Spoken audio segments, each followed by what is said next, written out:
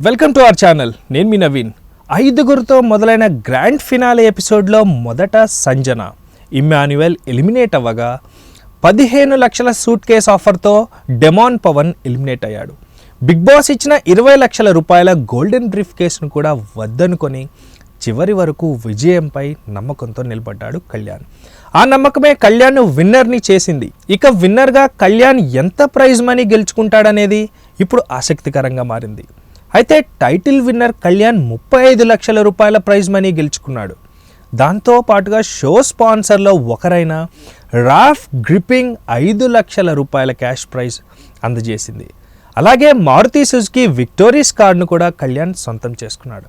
ఈసారి బిగ్ బాస్కు ముందు నిర్వాహకులు పెట్టిన అగ్ని పరీక్షలో ఒక కామన్ మ్యాన్గా కళ్యాణ్ పోటీ పడ్డాడు. అక్కడ కూడా ప్రేక్షకులు మనసులు గెలుచుకొని హౌస్లోకి అడుగుపెట్టాడు.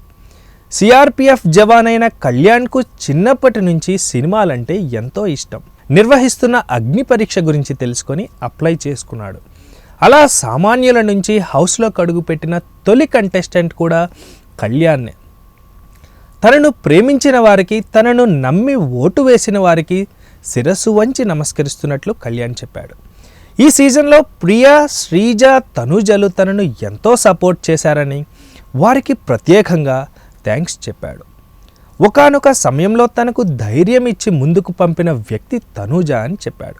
ప్రేక్షకులు ఇచ్చిన మద్దతుతో తన ప్రయాణం ఇక్కడి వరకు కొనసాగిందన్నాడు బిగ్ బాస్ విన్నర్ కళ్యాణ్ పడాలా.